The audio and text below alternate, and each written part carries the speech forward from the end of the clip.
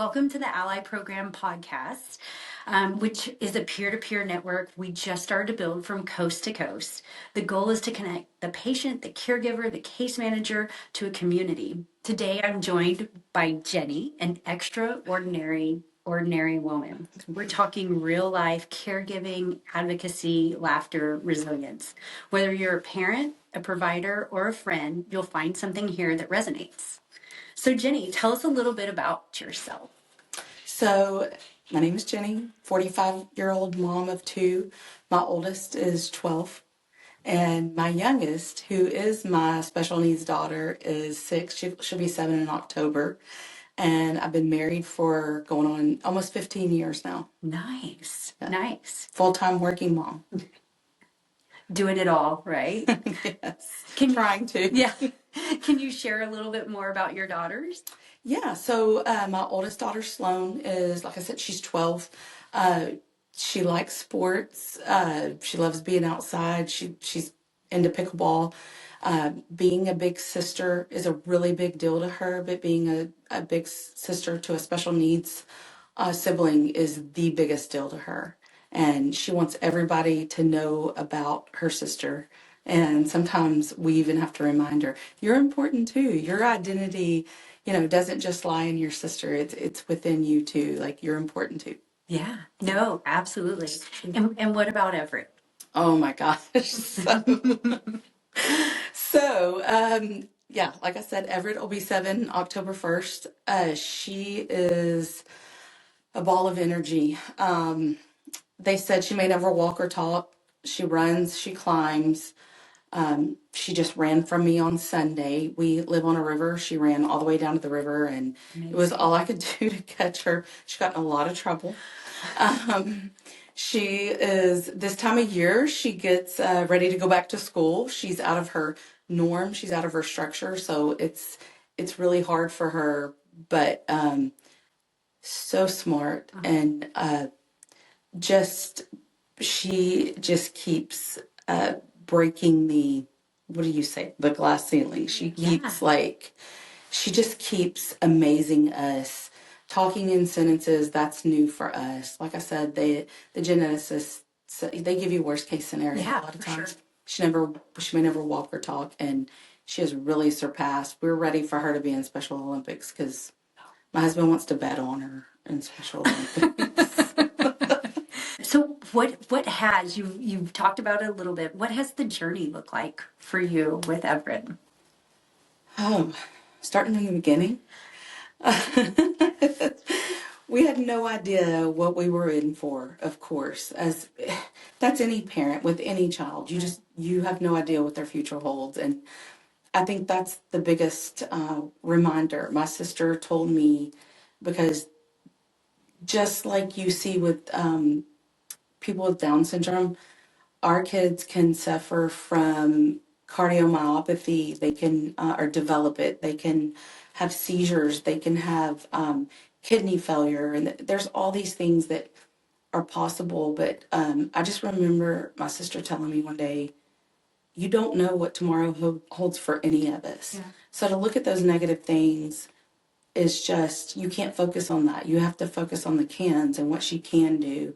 So that's what we've tried to do, and that's what she has shown us, everything she can do, and that we're just shocked at every milestone she meets. And many special needs parents will agree with this. Each milestone our kids have are that much sweeter. Yeah. They are so sweet, and they're so much better. And not that Sloan's milestones weren't great and important, but when Everett gets to hers, it's a really big deal for the whole family. Absolutely. And you just went to a conference. Yes. Over this. You want to, and we were talking about it earlier. Can you explain it for us? Oh my gosh. So for an overview, and I actually wrote this recently on social media, this conference, going into a diagnosis like this, we got her diagnosis, like I said, at 1, or I hadn't said that before, sorry. She was 1 year old when we got her diagnosis. And there was there it still is. There's not much known about 1p36 deletion syndrome. It's only been, honestly, I guess you say diagnosed since 1999. Okay. That is the year that they've discovered this, and that's what they called it. It is 1p36 deletion syndrome. It's a deletion in the short arm of their chromosomes. And just like other special needs individuals, it can affect them greatly or smaller, or it depends on what their exact deletion is. So going in, we were given her worst case scenario. And that's one of the things they talked about at conference is, how it varies. And when these geneticists, and I have great respect for them, right? I mean, absolutely. Their education, their training, they went through many years, but so many of us got a diagnosis in such a poor manner. Or they gave us our diagnosis in such a poor manner. Right. And in doing that, it was like they were telling me my child had the flu. They had somebody that worked the front desk at the office call me on a Friday afternoon while I was sitting at my desk to tell me that my daughter was diagnosed with this syndrome. And I remember jotting it down, and I Googled it, and I'm like, what is this? Yeah. And all these things come up. And when that happened, that was a pretty hard weekend. That was a Friday afternoon.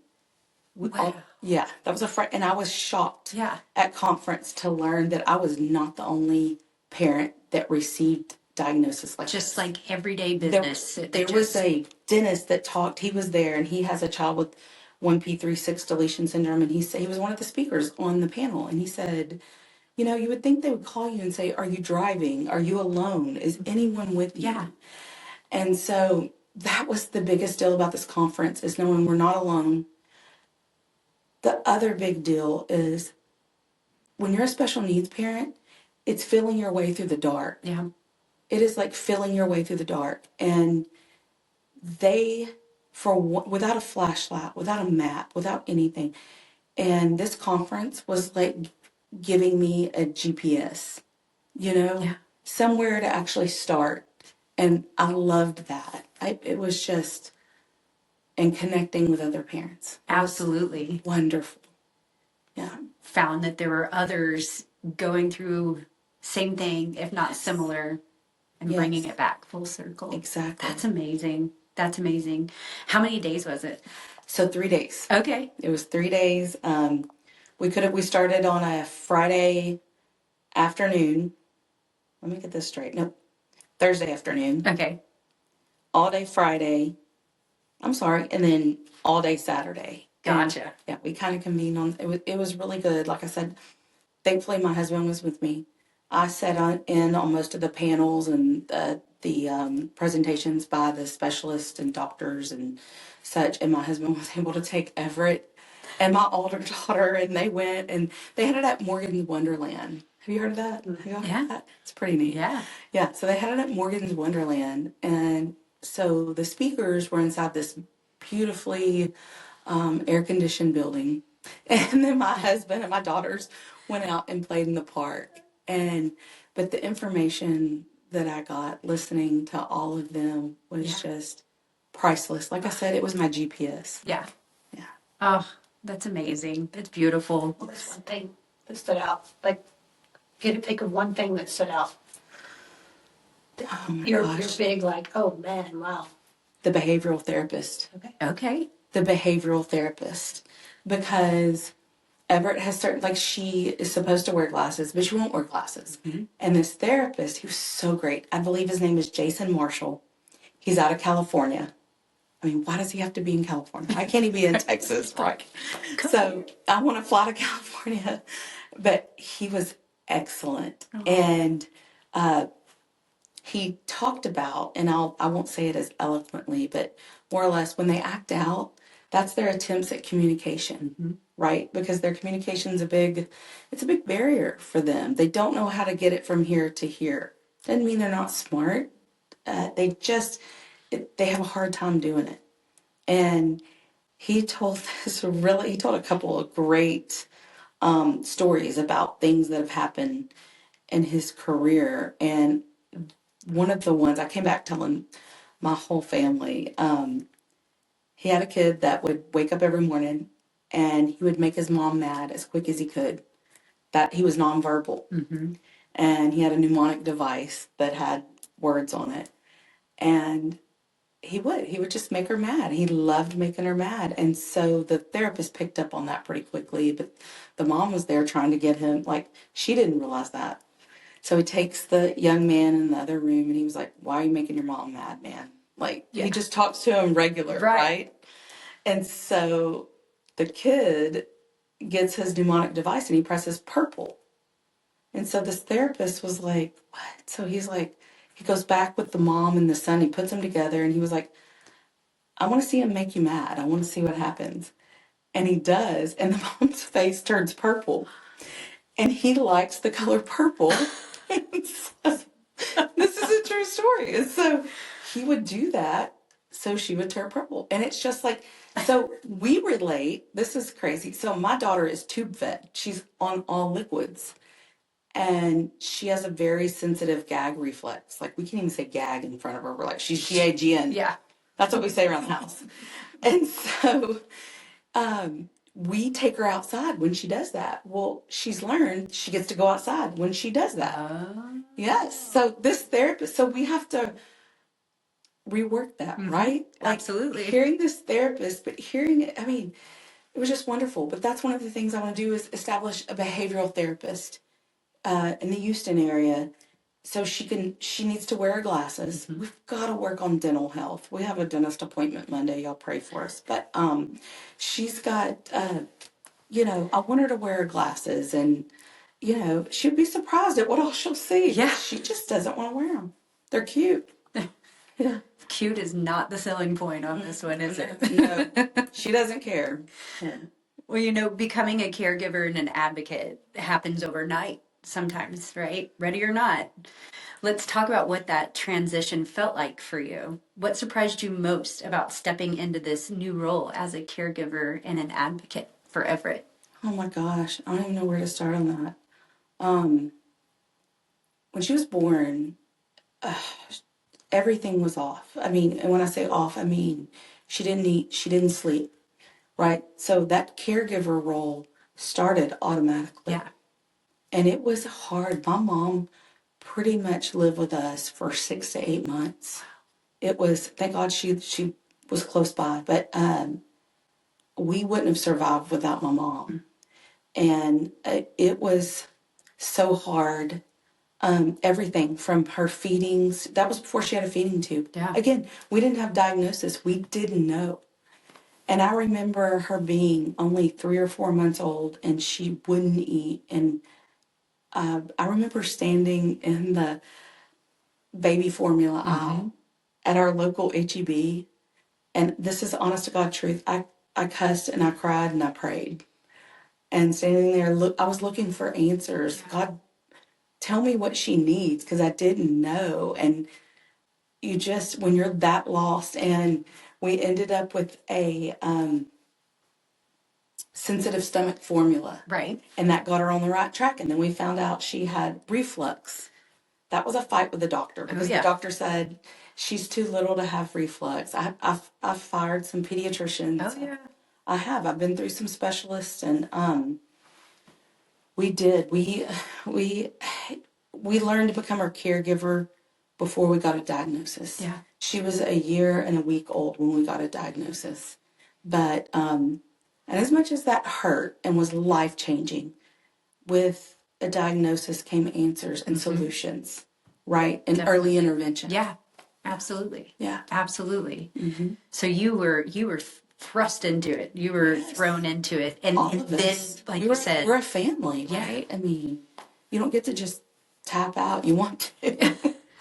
well, I think one of the big things is having a child already, and then, you had a compare and contrast. Yes, that's hard. Over that too. Yes, because Everett took and does take so much time. Yeah. Well, and I guess you found yourself becoming the voice for Everett. Yeah. And how did you find that voice? Did it happen Before the diagnosis? Yes. After? Yes. Like I said, During? All the time? I was trying to take her, our 12-year-old, she has had very few medical issues. She had like one stint in the hospital when she was 7 months old for a week long. She had RSV. Oh, yeah. Okay. And so, you kind of find your voice then For sure. anyway, because, Yep. And then when Everett came along, you're just looking for answers. Why isn't she sleeping? Why isn't she eating? Like everything was just way off. And the more you dig, so I was like, I know what's wrong. She has reflux. So I go to her pediatrician at the time and I'm like, hey, she's got reflux.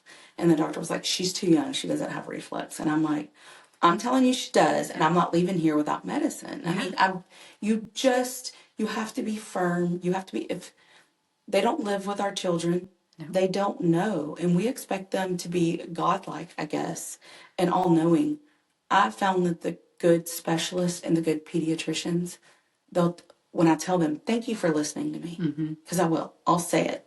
And they'll say, well, you're her mom. You live with her. Yeah. We have to go off of what you say, which can be hard sometimes, right? With a nonverbal child. So Absolutely.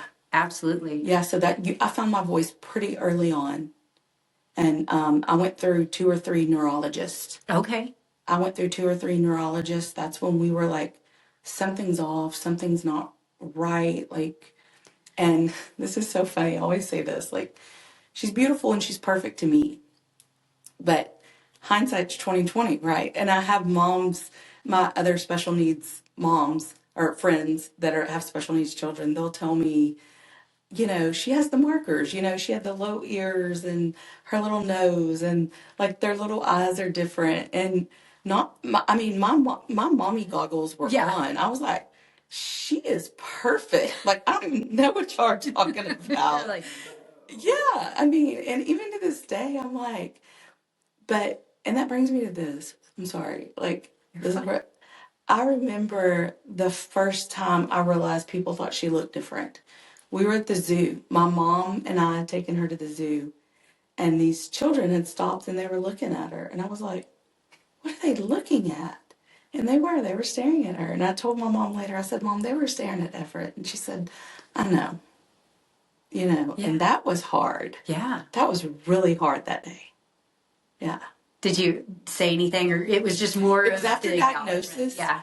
And I was still thinking other people don't know and other people don't see it, but they did. Yeah.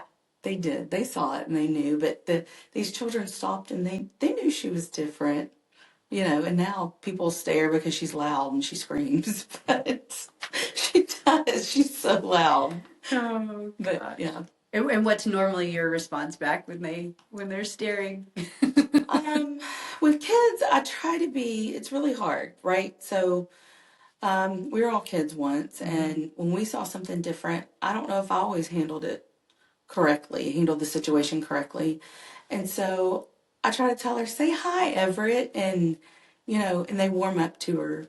But I will say this, she's at our local school district, and those kids have been so sweet with her. If we see them out in public, we saw a little girl one day, and she was like, Mama, that's Everett. She's a crazy girl. And it made me laugh. I laughed. I was like, oh, you do know Everett. That is great. That is great. Hey, I'm Dylan from Wheelin' with Dylan. And I'm Leah with the CAFcast. If you're listening to this, you are already part of the conversation, but there's a lot more to explore inside New Motion Medical Supply's Ally program. And all our podcasts live there too. So if you want to catch past episodes or get the earliest access to new ones, that's where to go. And the podcast is really just one piece. Inside Ally, there's a full library of articles, webinars, and short videos focused on bladder health, catheter use, and building routines that work for you. It's also a great place to see how others are navigating things day to day. Real setups, real experiences, and things you might not always hear in a clinical setting. And a big part of that is the community forum. There are sub-forums for different experiences and stages of life. So whether you're just getting started or have been doing this for years, there's a space for you. You can ask questions, share what's worked for you, or just read and see how others are handling similar situations. It's a really easy way to connect and not feel like you're figuring everything out all on your own. And it's simple to access. If you're a New Motion medical supplies customer, you can log in with your My New Motion account information and start exploring right away. It's completely free, and everything's in one place at catheters.newmotion.com/ally. Head to the Ally program today and join the conversation. We'll see you there.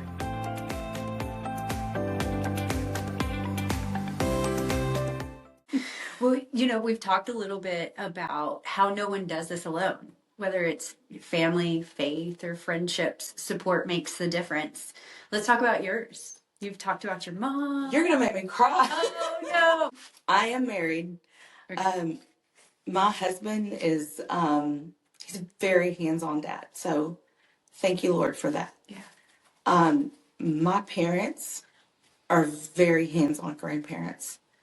If they're not watching her, they want to come over and see both of my girls once a day.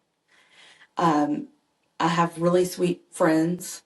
I have a best friend that I've had for years, Gretchen. She's very involved. My sister doesn't live here, but every time she's in, she's always. Actually, my daughter has her namesake. Her name's Everett Kelly, and my sister's name's Kelly. Oh. But we have very involved family and friends, and even our church. When they see Everett, they love her, and it's been so sweet to watch people love her and accept her. And not that they wouldn't, but you just never know. As a parent, you're always looking for that place for your child to belong. Absolutely. No matter whether they have a disability or not, we want our children to belong. And just the love that she's been given and shown. We even have cousins and second cousins. They love her so much. And she's a pretty big deal. And not just our immediate family, but our bigger family. All her cousins are really sweet and good to her. All of her grandparents. It truly takes a village. We have an amazing caregiver, Carly, and we only have her during the summer, and we have her right now. But she graduated from college, and she's already been working at a school district. She's in the speech therapy field, and we'll be losing her again soon. And she is so amazing. I mean, just I think that's the biggest thing. Like, that's the only shortcoming we've had is finding caregivers during the school year. You know, it's odd hours. It's before and mainly after school we're looking for. We've never really had anybody that we could find that can do it. Yeah. Yeah. Because you mentioned you're working full time. Husband works full time. He does. So it's those few hours. Yes, my parents are retired, but both have been. They've had things go on with their health, and they require. My mom's been in treatment, so she requires her medical attention, and it's so important. So thankfully, I've had a job that's been so understanding and good, and I've had bosses and leadership that are so understanding with me taking time off when I need to. Absolutely. I love that. That's important. Huge. It's important. Like, that's really good leadership, right? Absolutely. Absolutely. No. Sometimes we don't need advice. We just need someone who's been there. And so let's share some encouragement for the tough days. What would you say to a parent who just received life-changing news and feels overwhelmed? I've actually had the privilege and been blessed to have been able to share before. I've had friends tap into me. They're like, "Hey, I have this other friend, can you talk to them?" And I'm like, I've had this happen a couple times. And the biggest things that I tell them, first and foremost, there's good days ahead. Mm-hmm. There are such good, sweet days ahead. And second, you will celebrate milestones. Absolutely. You will. And comparison is the thief of joy. For You know, sure. I love that saying. Brilliant. Yeah.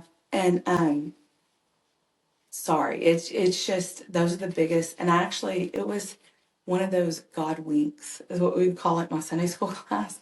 I had a mom. We were doing a field trip with some school kids, and I had a mom.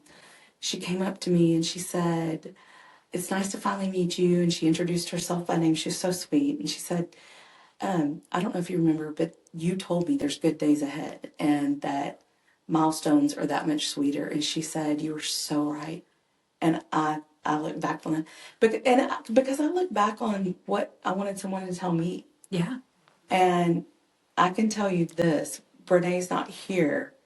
I hope she's okay with me telling this. I tell it, and I've shared it at church. I've shared it with anybody I could, but I'm a Christian. Brene's a Christian, and I had gotten Everett's diagnosis, and I didn't know Brene very well, and it had only been a week. So my daughter was like a year and a week old. Yeah. So, or maybe a year and 2 weeks old then, because we got her diagnosis at about a year and a week. And I ran into Brene at a sporting event, and she had her daughter in her wheelchair, and she pushes Sierra over to where Everett and I were, and Everett's in her stroller, and she's just this tiny baby. And I said, "Did you hear we got our diagnosis?" She said, "I did." And I was like, I just shook my head. I was like, I don't know. And I had not voiced it then up until that point. But I spent a week tussling with God, right? I'm like, how does my daughter achieve salvation? How does that work for my daughter? Because I don't know that she'll ever be able to decide that. Yeah. And as Christians, that's our ultimate goal. And I'll never forget, like, I didn't say that to Brene. I didn't. I was like, "We got her diagnosis." And she was like, "Yeah, I heard." And she looked at me and she said, "Our daughters are pure. They are innocent. Absolutely. They have a straight ticket to heaven." And I'll never forget that. Like, that was the biggest God week out of everything I needed to hear. She may never walk or talk, but I needed to hear that. And the Lord sent Brene to tell me that. I was going to say they send people. Yes. Yes. Yes. It was, for me as a Christian, that's the only thing I worried about at first, Oh, and then all the other worries drown you, right? Like they all come in and flood you. So, well, where do you go to refill your cup when caregiving gets exhausting? so this is so funny because Sunday was a really hard day. Like this time of year, Everett, she's so out of structure that she starts acting out. And she ran from me in the yard. She ran, like I said, we live on a river, and she ran all the way down to the river. And I was so upset with her. And I called my mom, and I was just crying. And I was like, "You have to get over here. I need a break." And my mom got there. And do you know what I did? I went and cleaned out my car. I vacuumed my car. I cleaned out my car and just sweat. And I cried on the way there. And after I was done sweating, I was like, okay. Yeah.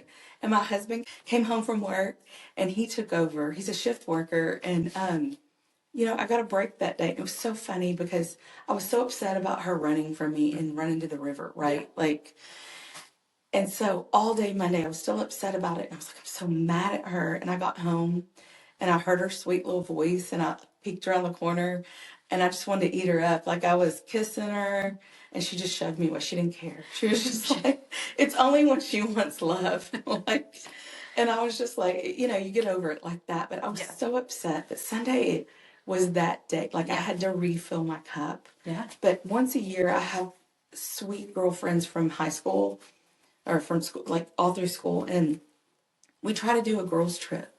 And that fills me back up. Oh, absolutely. When we finished at the conference, we did a family vacation. That fills me back up. For sure.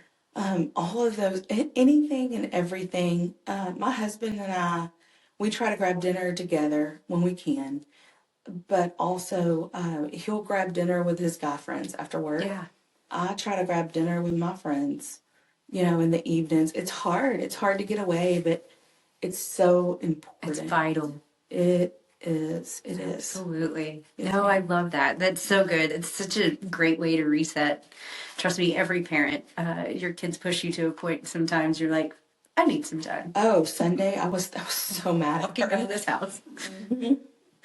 Oh my goodness. Well, so even in the chaos, there are moments that make us laugh. Sometimes it's because that's all we can do to lighten the mood a bit. Have you ever had a funny or awkward moment that Oh, helped you laugh through the chaos? so many, so many. If you had to pick one, what would be Well, your... I have a recent one. Oh, This okay. was yesterday, and like I said, Everett's learning to talk, and she's talking in sentences, and we have a pickleball set at home.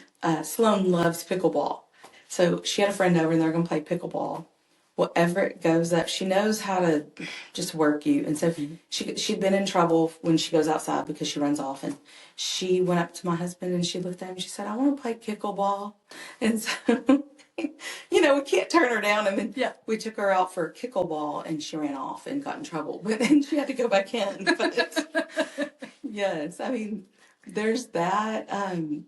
She will just say funny stuff. And we're like, where did she get that from? Yeah. Like, how does she know? And she does. She makes us all laugh. And her communication's just gone beyond what we thought it would be. Right. Yeah. And that brings out some of the funny moments and ways to make you laugh too. Yeah, those are, I think, refreshers too, right? For sure.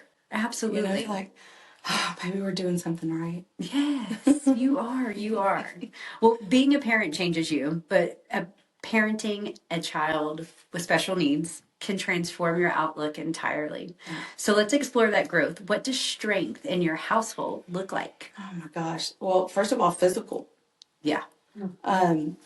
She doesn't, her core, they have low muscle tone. Okay. A lot of 1P36 individuals have low muscle tone. So, but if she doesn't want to get up, she's not going to get up. In the mornings, we have to lift her out of bed. Well, she's almost 40 pounds. So that means lifting her. It's too hard on my parents to do, but so that mainly falls on my husband and I, and should. So lifting her physically, getting her in and out of the vehicle.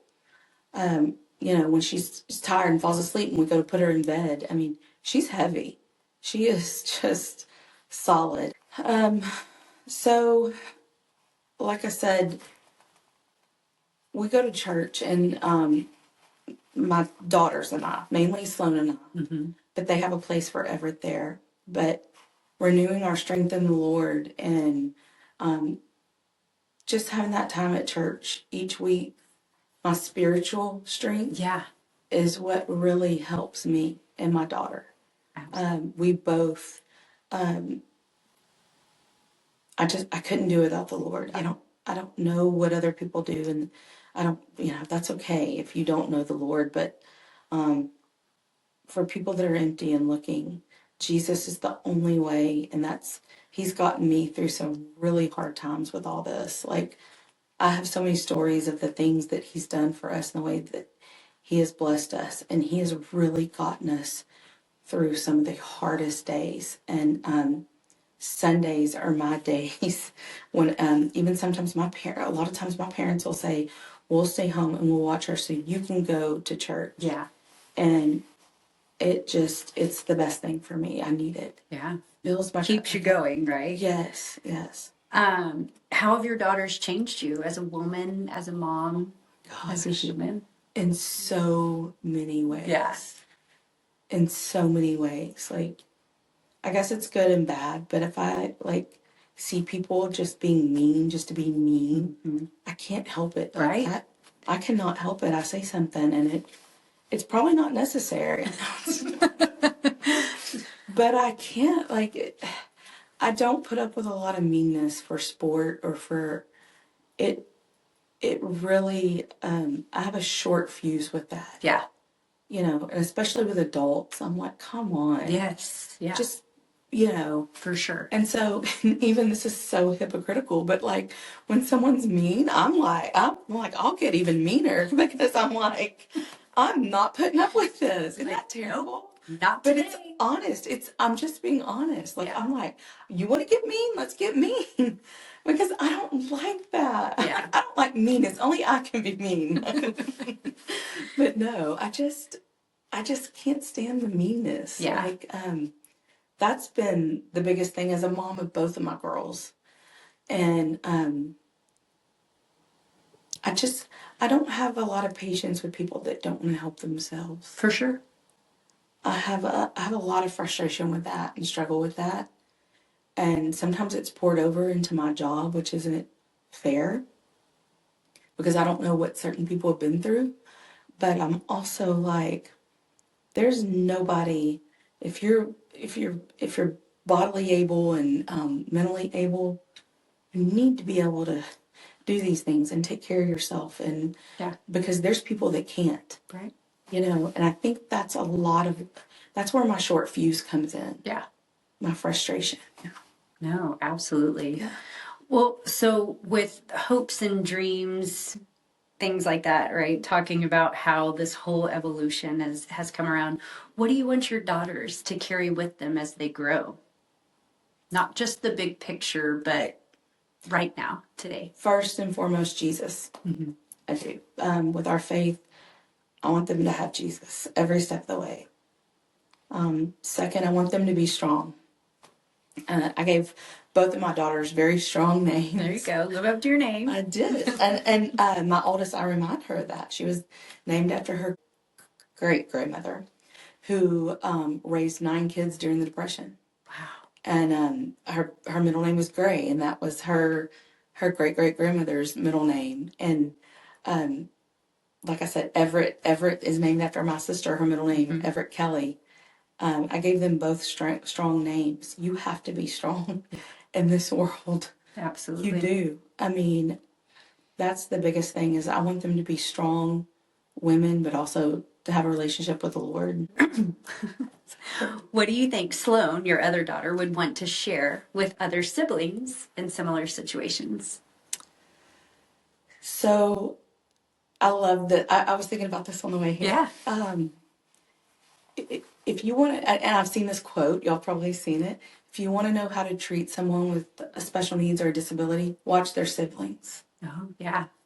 And it is so true. Like, she is the most amazing big sister. If she were sitting here, she wouldn't talk about how amazing she is and how much she loves her sister. She would talk about how amazing she thinks her sister is.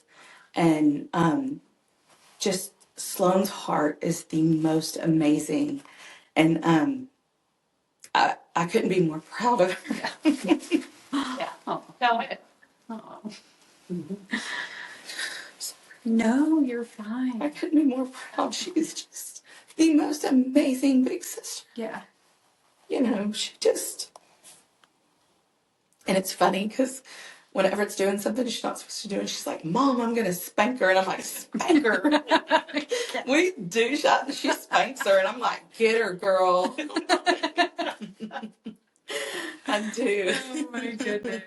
Oh my goodness. Well, Jenny, I do want to thank you for your time today and sharing a bit of your heart and love and all the things that make your daughter shine and you shine too as a mom. Like this has been absolutely heartwarming and touching. Thank you. If this only reaches one other special needs family, it's so worth it.